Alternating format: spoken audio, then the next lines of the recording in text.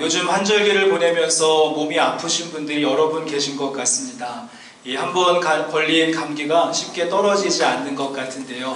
우리 옆에 계신 분들 함께 예배하게 되었는데 우리 안부의 인사를 나누시면서 우리 주 안에서 강건하십시오 라고 한번 우리 인사하면 좋을 것 같습니다. 주 안에서 강건하시기를. 오늘은 저희가 별명 이야기로 오늘 말씀을 시작해 보려고 합니다. 저희가 이제 요한일서 말씀 7번째 시간을 맞이하게 되었는데, 이 요한일서 말씀을 기록하고 있는 사도 요한에게는 원래 가지고 있었던 별명이 한 가지가 있었습니다. 이 사도 요한은 우레의 아들로 통하던 사람이었습니다. 아마도 성격이 불같이 급하고 또 화산같이 언제 터질지 모르는 이러한 좀 과격함을 가지고 있었던 성격인지라 사람들이 이 요한을 부를 때 우레의 아들, 천둥과 번개의 아들이다 라고 불렀던 것 같습니다. 하지만 이 사도 요한이 예수님을 만나고 난 다음에 이제 새로운 별명을 하나 얻게 되어지는데, 여러분이 잘 아시는 대로 사도 요한은 이제 사랑의 사도라고 하는 새로운 호칭을 얻게 되어집니다. 예수님을 만나고 난 다음에 예수님의 사랑이 그의 마음속에 부어지고 불같고 거칠었던 성격이 예수님의 말씀을 통하여서 다듬어지게 되어질 때 그의 변화된 모습을 바라보면서 사람들은 더 이상 그를 우레의 아들이라고 부르지 아니하고 사랑의 사도다라고 부르게 되었다는 사실입니다. 오늘은 저희가 함께 이 우레의 아들에서 사랑의 사도로 바뀌게 되어지는 사도 요한의 인생을 바꾸어 놓았고 또 그의 기질을 새롭게 만들어 놓았던 하나님의 사랑의 모습은 어떠한가 다시 한번 본문 말씀을 통하여서 우리가 생각해보고 나누어 보려고 합니다. 또 하나의 별명의 이야기는 성경 말씀에 보시면 별명을 가지고 있는 성경의 장들이 있습니다. 여러분, 믿음장을 몇 장이라고 부르죠? 믿음장은 히브리서 11장을 믿음장이라고 부르고요. 그러면 소망장, 우리가 천국장은 몇 장이라고 부르게 됩니까? 어디 계신 천국장 말고 오늘 우리가 앞으로 가야 되는 천국에 대한 말씀은 마태복음 13장이 소망장이라고 할 수 있습니다. 그러면은 믿음, 소망, 사랑 가운데 여러분 사랑장을 몇 장이라고 생각을 하시는지요? 많은 분들이 사랑장 하면 고린도전서 13장 말씀을 떠올리는데, 여러분 이 말씀은 사랑장이라기보다는 은사장 가운데 한 부분이라고 할 수 있습니다. 사도 바울은 고린도전서 12장, 13장, 14장 말씀을 통하여서 성령님께서 주시는 은사에 대해서 소개하는데, 그 가운데 13장은 이 은사를 사용하고 활용하는 그런 태도로서의 모습으로 사랑을 이야기한다라고 할 수 있습니다. 그러면은 진정한 사랑장은 몇 장인가? 오늘 저희가 함께 읽은 요한일서 4장 말씀이 성경 전체 가운데 사랑을 가장 잘 녹여놓은 사랑장이다라고 할 수 있을 것 같습니다. 초대교회 전승에 의하면 오늘 말씀을 기록하고 있는 사도 요한은 이제 에베소 교회에서 목회를 하다가 반모섬에 유배가 되었고요. 그 유배 생활을 하는 동안에 이제 하나님의 계시의 말씀, 마지막 때를 선포하는 요한계시록 말씀을 이제 받게 되어집니다. 이제 그런 다음에 유배에서 풀려난 사도 요한은 다시 이제 에베소 교회로 오게 되었고, 돌아온 그 사도 요한은 워낙 고초를 많이 겪었기 때문에 거동이 불편한 상태가 되어버리고 말았다라고 하죠. 그래서 예배가 있을 때마다, 모임이 있을 때마다 사람들이 들 것을 가져다가는 사도 요한을 옮겨야 됐고, 그렇게 거동이 불편한 노사도 사도 요한에게 이제 마지막으로 이 공동체 가운데 설교를 부탁하고 또 말씀을 이렇게 부탁하게 되어지면 사도 요한은 언제나 똑같은 말씀을 선포했다라고 합니다. 나지막한 목소리로 하나님은 사랑이십니다. 서로 사랑하십시오. 하나님은 사랑이십니다. 서로 사랑하십시오. 이 말만 거듭하는 것이 사도 요한의 마지막 설교였다라고 하지요.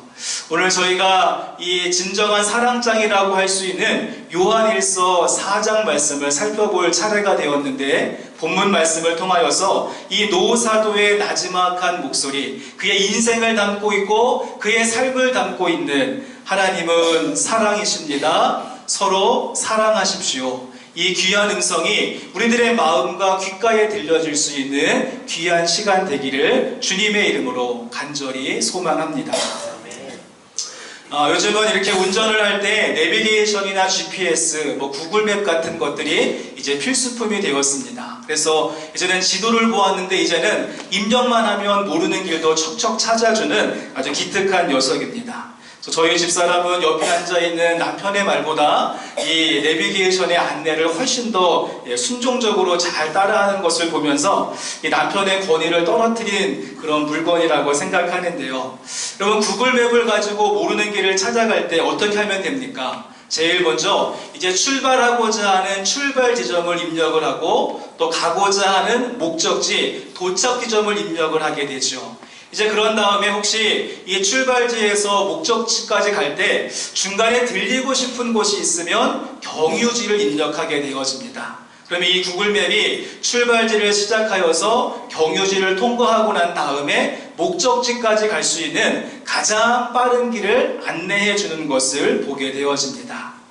자, 마찬가지로 오늘 함께 보시는 요한일서 4장 말씀은 마치 구글맵, GPS 같은 말씀인데요. 이 사랑장인 요한일서 4장 말씀은 이 우리가 살펴보고 있는 사랑의 출발점이 어디인가를 소개해주고 이 사랑이 지나서 통과하게 되어지는 경유지가 어디인가를 알려줄 뿐만 아니라 이 사랑이 어디까지 지나가야 되고 흘러가야 하는지 그 목적지에 대해서 정확하게 말씀해주고 있는 본문이 이 요한일서 4장 말씀이라고 할 수 있습니다. 저희가 오늘 본문 말씀을 통하여서 이 세 가지의 포인트, 출발지가 어디이고 경유지가 어디이고 목적지가 어디인가, 사랑이라고 하는 큰 그림을 가지고 본문 말씀을 함께 살펴보고자 합니다.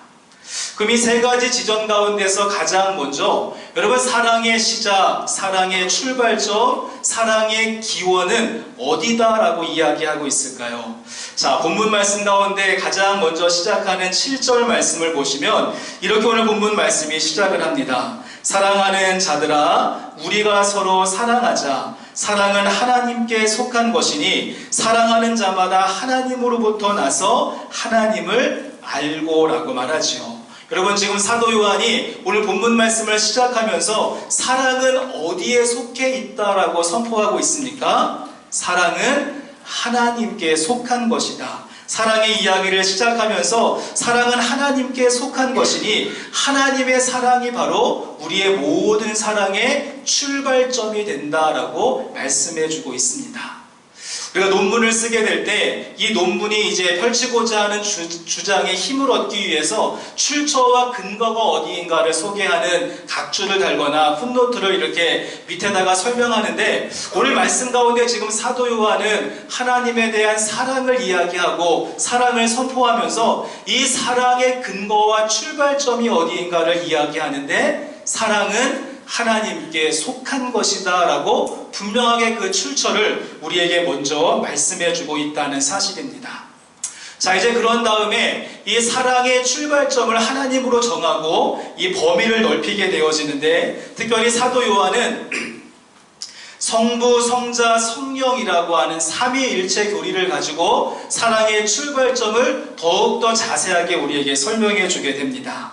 여러분, 다음 절인 8절 말씀을 보시면 사랑하지 아니하는 자는 하나님을 알지 못하나니 하나님은 사랑이심이다 라고 말하죠. 가장 먼저 성부 하나님은 사랑 자체이신 분이시다 라고 말씀하고 있습니다. 하나님의 본성이 사랑이고 하나님 자체가 사랑이고 하나님을 가장 잘 표현하고 있는 단어가 사랑이다라고 말하지요. 하나님은 머리끝부터 발끝까지 사랑으로 가득하신 분이기에 그분을 알고 그분을 배우고 그분을 더욱더 사랑하려고 한다면 사랑이라고 하는 관점을 가지고 접근해야 됨을 우리에게 말씀해주고 있습니다. 또한 그 다음 절인 9절 말씀도 보시면 이렇게 풍성하신 사랑 자체이신 하나님의 사랑이 우리의 눈 가운데, 우리들의 삶 가운데 확실하게 보여준 사건이 있다라고 이야기합니다. 9절 말씀에 하나님의 사랑이 우리에게 이렇게 나타난 바 되었으니 하나님이 독생자를 세상에 보내심은 그로 말미암아 우리를 살리려 하심이다. 하나밖에 없는 독생성자 예수님을 화목제물로 보내신 것을 본다면 그 사랑이 얼마나 큰지를, 얼마나 놀라운지를, 얼마나 감격스러운가를 우리가 알 수 있다는 것이죠. 그러니까 우리가 성자 예수님의 십자가의 사랑을 보게 될 때 하나님이 보여주신 사랑이 얼마나 큰가를 우리가 몸소 체험할 수 있다라고 말씀하고 있습니다. 또 여기서 끝나는 것이 아니라 이제 그 다음에 13절 말씀을 보시면 그의 성령을 우리에게 주심으로 우리가 그의 안에 거하고 그가 우리 안에 거하시는 줄을 아느니라 라고 말씀하고 있죠. 이번에는 성령 하나님을 이야기하면서 그 사랑이 우리 가운데 흘러 들어올 수 있고 한 사람의 인생의 그런 개인적인 삶 속에 그 사랑이 확증되어지고 체험되어질 수 있도록 우리 가운데 성령님께서 역사하셨다라고 말씀하고 있습니다. 여러분, 사도 요한의 주장이 한편의 논문과 같지 않습니까? 사랑은 하나님께 속한 것이다 라고 시작한 지금 사도 요한은 성부, 성자, 성령 삼위일체의 교리를 가지고 그 사랑을 우리 가운데 확증시켜 주었는데요. 성부 하나님은 사랑의 원천이신 분으로, 성자 예수님은 화목제물이 되심으로 사랑의 길을 놓아주신 분으로, 성령 하나님은 우리로 하여금 그 사랑 안에 거하고 확신하게 하는 역사하시는 분으로 우리에게 소개하고 설명하고 있다는 사실입니다. 여러분, 그러므로 지금 저희가 살펴보고 있는 이 사랑 내비게이션의 출발점이 어디입니까? 사랑은 하나님께 속한 것이다 라고 말하면서 성부, 성자, 성령 하나님이 우리가 품어야 되는 사랑의 출발점이다 라고 말씀하고 있습니다. 사도 바울이 에베소서 말씀 가운데 이렇게 말한 적이 있습니다. 에베소서 3장 우리 18절과 19절의 말씀을 같이 한번 읽어보시겠습니다. 능히 모든 성도와 함께 지식에 넘치는 그리스도의 사랑을 알고 그 너희와 길이와 높이와 깊이가 어떠함을 깨달아 하나님의 모든 충만하신 것으로 너희에게 충만하게 하시기를 구하노라. 아멘. 우리가 그리스도인이라고 한다면 가장 먼저 알아야 되고 가장 먼저 깨달아야 되는 하나님의 사랑이 있는데 그 사랑의 넓이, 얼마나 넓은가를 알아야 되고 그 사랑의 길이, 그 길이가 얼마나 끝이 없이 긴가를 알아야 되고 그 사랑의 높이, 그 높이가 얼마나 높은가를 깨달을 뿐만 아니라 그 사랑의 깊이, 얼마나 한없이 깊은 사랑인가를 알게 되어질 때 우리는 그 출발점 위에 온전하게 설 수 있다라고 사도 바울은 동일하게 이야기해 주었습니다. 사랑하는 성도 여러분, 여러분의 지금 사랑의 기초, 사랑의 출발점을 무엇으로 삼고 계십니까? 우리들의 마음과 우리들의 삶의 현장 가운데 우리가 가지고 있는 사랑의 그러한 출발점이 하나님의 사랑에서 출발할 수 있는 우리 모두의 모습이 될 수 있기를 주님의 이름으로 간절히 소망합니다. 자, 이렇게 사랑의 출발지가 하나님이다라고 소개한 사도 요한은 그 다음에 이어서 그 사랑이 통과되어지고 지나가게 되어지는 경유지에 대한 말씀도 오늘 본문 말씀 가운데 함께 언급하고 있습니다. 말씀을 자세하게 보시면 이 사랑의 경유지가 어디인가를 소개해주는 하나의 중요한 단어가 있습니다.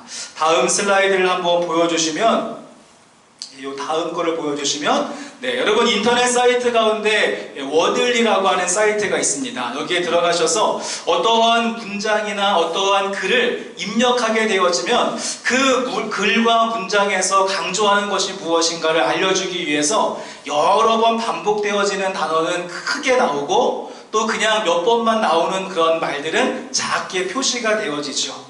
그래서 이 워들리라고 하는 프로그램에 요한일서 4장 7절부터 21절까지의 말씀을 입력해보면 이와 같은 결과가 나옵니다. 그러니까 이 말씀 가운데 많이 반복되고 있는 단어가 오늘 말씀의 주제인 사랑이다라고 하는 말과 이 사랑의 출발점인 하나님이라고 하는 말도 많이 반복이 되지만 또 한 가지 많이 반복되어지는 우리가 쉽게 지나칠 수 있는 중요한 단어가 한 가지가 더 있는데요. 오늘 말씀해 보시면 20번 이상 우리가 라고 하는 말, 우리라고 하는 말이 여러 번 반복되고 있다는 사실입니다.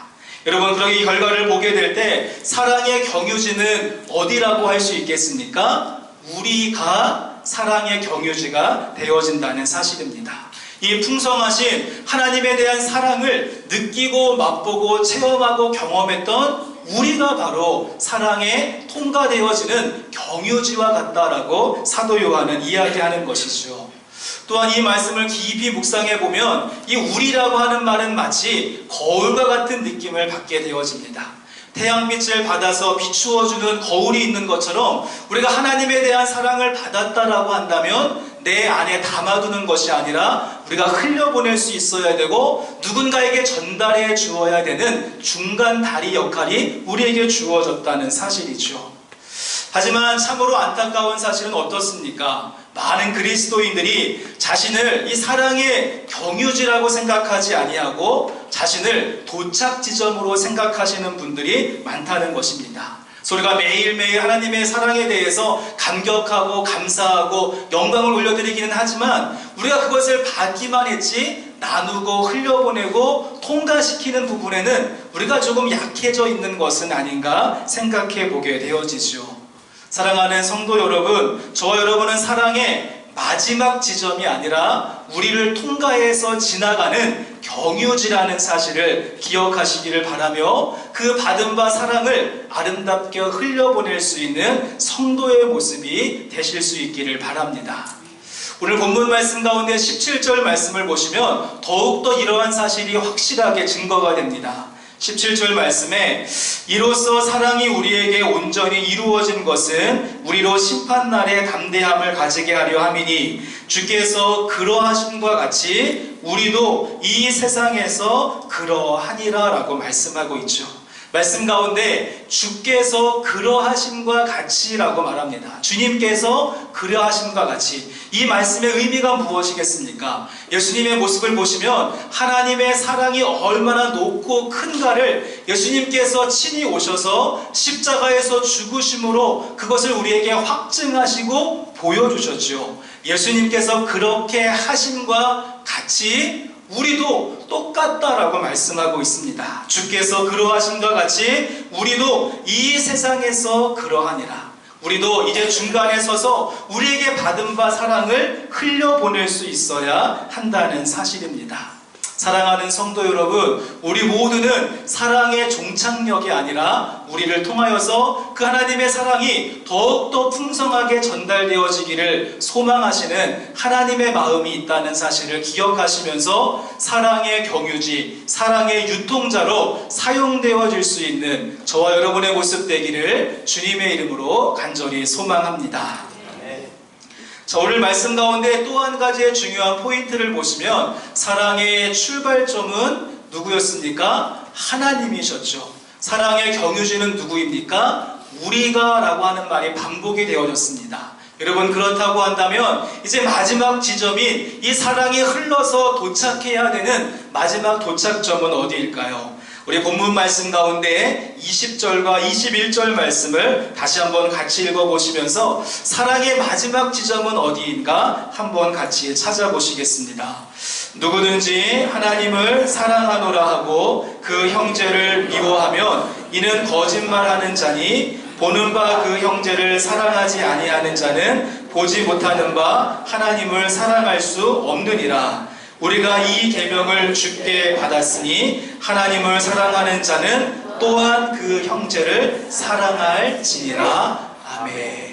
말씀은 계속 우리를 코너로 물고 있습니다. 우리에게 이야기하기를 정말 당신이 하나님의 사랑을 받았다라고 한다면, 하나님에 대한 사랑을 체험했다라고 한다면, 그리고 하나님을 향하여서 사랑합니다 고백하는 사람이라고 한다면 우리에게 가만히 있으면 안 된다라고 이야기하고 있는 것이죠. 그냥 그것을 받아 누리면 되는 것이 아니라 우리가 삶 속에서 형제라고 하는 말을 반복하면서 형제를 사랑할 수 있어야 된다는 것입니다. 눈에 보이는 형제를 미워한다고 하면서 어떻게 내가 하나님, 눈에 보이지 않는 하나님을 사랑할 수 있겠는가? 우리에게 질문을 던지고 있는 것이지요. 그리고 이 형제에 대한 사랑은 계명이다라고 말씀하면서 이 4장 말씀 제일 마지막 절, 마지막 문장에 또한 그 형제를 사랑할지니라. 우리가 하나님을 사랑하는 사람이라고 한다면 또한 그 형제를 사랑할지니라 라고 말씀하고 있다는 사실이죠. 하지만 안타까운 사실은 이 4장 말씀에 이 마지막 대상이고 흘러가야 되는 지점인 형제라고 하는 말을 언급하고 난 다음에 이 형제가 누구를 의미하는 것인지, 또 구체적으로 누구를 우리가 섬기고 사랑해야 하는지 그 좀 구체적인 대상에 대해서는 생략해버린 채 그냥 4장 말씀의 문을 닫아버리는 모습을 보게 되어집니다. 아마도 우리가 사랑해야 될 대상이 너무도 다양하고 각양각색이기 때문에 이 구체적인 형제라고 하는 말의 의미는 이 말씀을 듣고 사랑의 유통자가 되어져서 흘려보내기로 다짐하는 사람이 묵상하고 생각하고 다시 한번 고민해 보아야 되는 숙제와 같은 말씀으로 우리에게 주어진 것 같은 느낌을 받습니다. 여러분, 그렇다고 한다면 지금 우리들의 현재의 삶의 현장 속에서 우리가 사랑해야 될 형제, 여러분 누구라고 생각하십니까? 여러분, 형제를 사랑하시되 가장 먼저 여러분의 가족을 사랑하실 수 있기를 바랍니다. 가족 안에서 아내를 사랑하고 남편을 사랑하고 또 부모를 사랑하고 또 자녀들을 사랑할 수 있는 모습이 우리 가운데 가장 먼저 필요한 형제 사랑의 모습이지 않을까요? 나와 피부를 맞대고 있는 내가 가족을 사랑하지 못하는데 어떻게 나가서 내가 누군가를 사랑한다라고 선포할 수 있고 사랑을 실천한다라고 이야기할 수 있을까요? 그것은 형식적인 모습에 불과할 것이고 거짓적인 모습, 보여주기 위한 모습에 불과할 것입니다.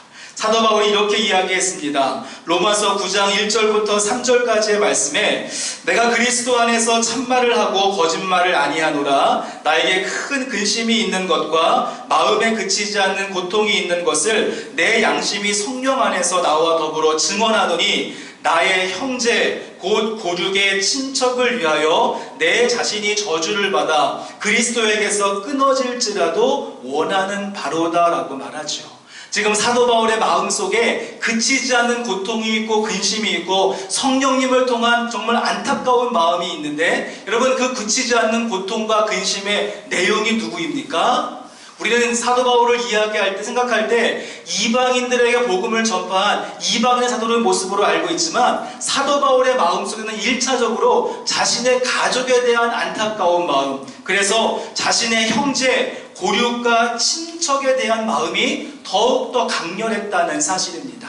내가 예수님의 복음을 듣고 주님을 만나게 되어지니까 그것을 모르고 있는 사실, 여전히 그 흑암 가운데 있는 나의 가족들을 보게 될 때 마음속에 그치지 않는 고통이 있고, 어느 정도로 표현하고 있습니까? 내가 하나님에 대한 사랑에서 내가 끊어질지라도 그들이 주님만 만날 수 있고 주님의 은혜로 회복될 수 있다면 나는 과감하게 하나님에게서 끊어지기도 원합니다. 이 정도로 고백하는 가족 사랑의 모습, 형제 사랑의 모습, 고륙 사랑의 모습이 사도 바울의 모습 가운데 있었다는 사실입니다.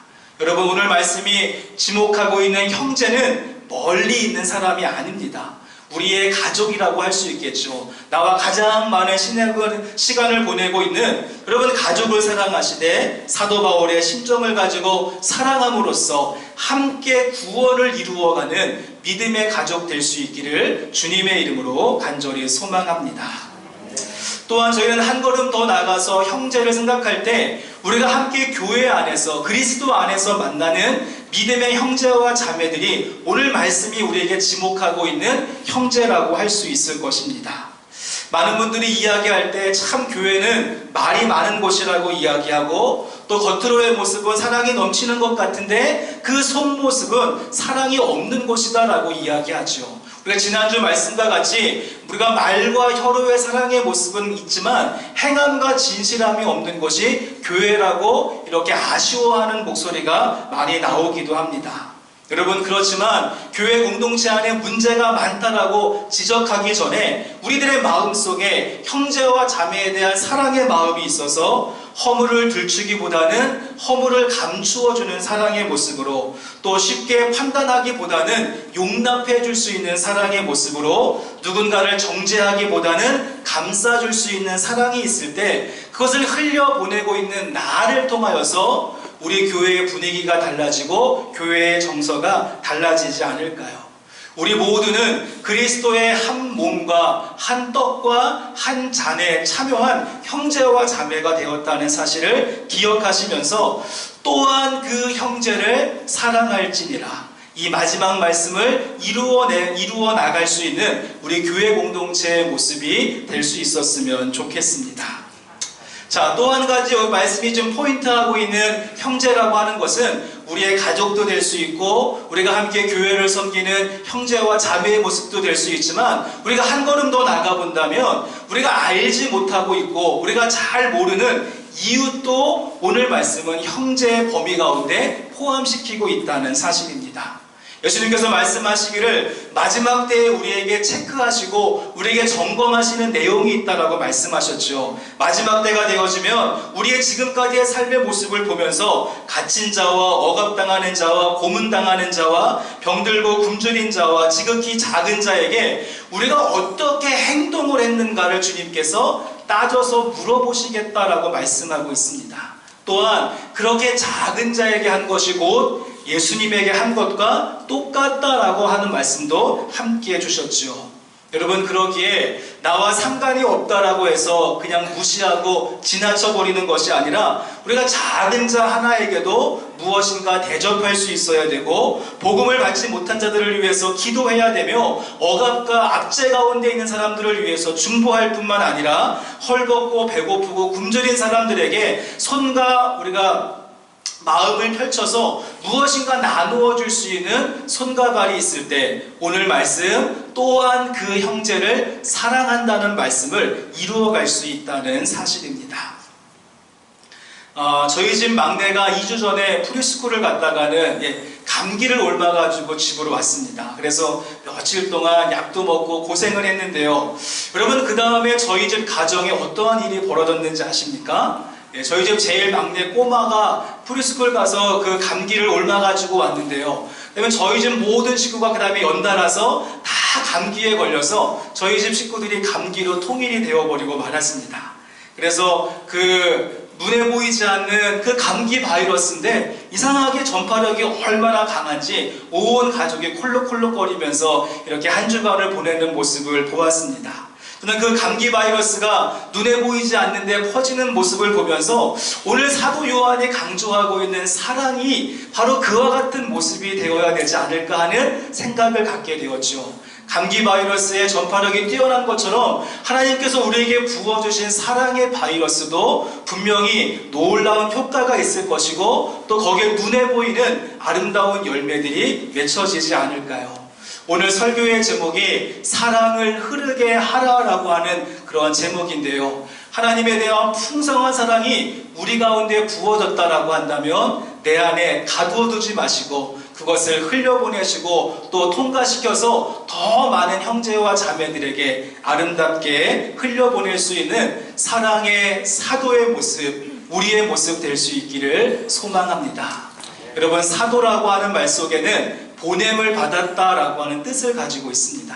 그리고 사랑의 사도라고 하는 것은 사랑을 가지고 가야 되는 것이 있고 보냄을 받았다라고 하는 구체적인 장소가 있는 것이죠. 여러분의 삶의 현장에서 흘러가야 될 곳이 어디인가를 기억하시면서 또한 그 형제를 사랑할지니라, 이 말씀을 삶의 모습에서 이루어갈 수 있는 우리 아름다운 교회 공동체 될 수 있기를 주님의 이름으로 간절히 소망합니다. 우리 이제 말씀을 마치면서 오늘은 우리 인사함으로 오늘 말씀을 한번 마쳤으면 좋겠는데요. 다시 한번 옆에 계신 분들을 보시면서 사랑의 사도가 되십시오 라고 우리 같이 인사하고 오늘 말씀을 마무리하겠습니다. 사랑의 사도가 되십시오. 우리 함께 이 시간 찬양 드리시고 같이 말씀을 기억하시면서 우리 기도하는 시간 가졌으면 좋겠습니다. 요한일서 말씀을 함께 살펴보시면서 여러 번 함께 불렀던 찬양인데요. 하나님의 그늘 아래라고 하는 찬양입니다. 하나님의 사랑이 우리를 자유롭게 할 것이고 우리를 회복하게 할 것이고 우리를 새롭게 하실 텐데요. 여러분, 그 사랑을 가지고 이제는 우리가 사랑의 유통자가 되어져서 많은 사람들에게 흘러가는 사랑의 사도가 되게 하옵소서. 우리 찬양으로 고백하고 또 말씀을 기억하시면서 기도하기를 원합니다.